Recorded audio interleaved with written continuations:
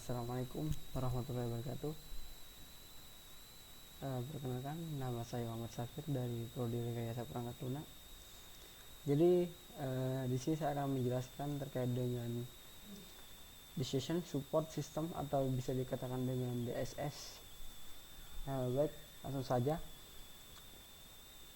Jadi pengertian dari Decision Support System atau bisa dikatakan DSS itu merupakan suatu sistem informasi yang diharapkan dapat membantu manajemen dalam proses pengambilan keputusan. Kemudian hal perlu ditekankan di sini adalah bahwasanya kebebasan DSS bukan untuk menggantikan tugas-tugas manajer, tetapi untuk menjadi sarana penunjang atau tools bagi mereka dalam sebenarnya merupakan implementasi teori pengambilan keputusan yang telah diperkenalkan. Jadi DSS di sini sebenarnya itu adalah salah satu jenis sistem aplikasi yang sangat populer di kalangan manajemen perusahaan.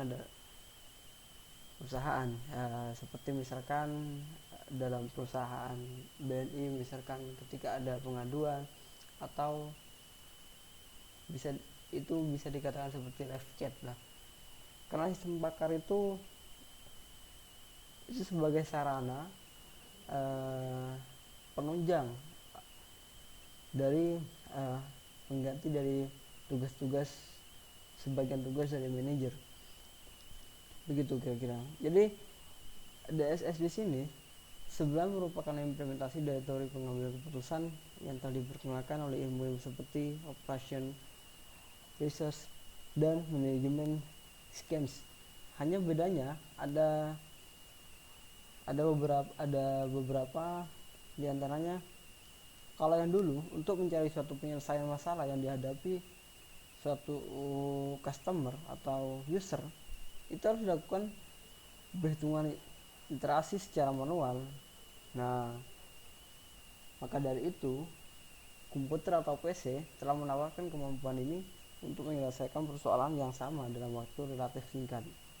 Begitulah penjelasan singkat terkait dengan apa itu pengertian dari Decision Support System atau bisa dikatakan DSS atau bisa disebut dengan sistem pakar gitu. Kemudian dalam DSS di sini itu terdapat ada 3 tujuan yang harus dicapai, yaitu yang pertama membantu manajer dalam pembuatan keputusan untuk memecahkan masalah semi terstruktur. Yang kedua mendukung keputusan manajer dan bukan mengubah atau mengganti keputusan tersebut, meningkatkan efektivitas manajer dalam pembuatan keputusan dan bukannya peningkatan efisiensi. Jadi tujuan dari DSS di sini sebenarnya DSS itu adalah suatu sistem yang terstruktur yang dibangun oleh suatu perusahaan untuk melayani suatu user atau pengguna sebagai layanan pengganti dari bisa dikatakan pengganti dari manajer. Tapi tugas-tugas manajer itu tetap. Hanya saja sistem pakar ini atau DSS ini itu hanya ketika ada pengaduan itu bisa dikatakan seperti chat lah. Kalau dalam itu ada kita yang mengadukan, ada feedback. Dan feedback itu sudah diatur dalam sistem perusahaan, begitu kira-kira.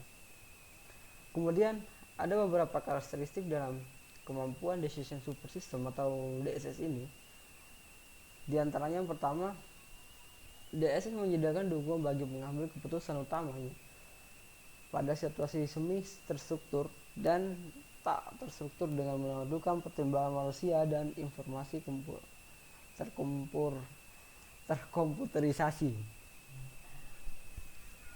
Yang kedua, dukungan disediakan untuk berbagai level manajerial yang berbeda, mulai dari pimpinan puncak sampai manajer lapangan.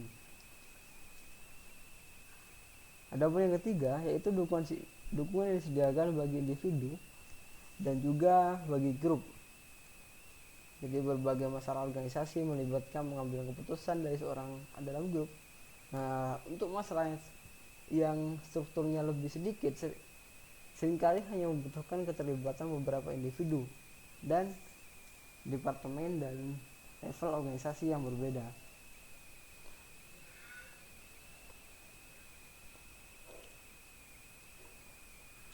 Kemudian ada pun yang keempat, DSS di sini itu menyediakan suatu dukungan ke berbagai keputusan yang berurutan atau saling berkaitan. Yang kelima, mendukung sebagai fase proses pengambilan keputusan, intelligence, design, coach, dan implementation. Yang terakhir, mendukung sebagai proses pengambilan keputusan dan style yang berbeda-beda.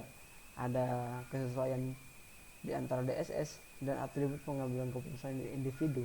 Ya, seperti contoh Coulibaly, style, atau bisa dikatakan pengambilan keputusan.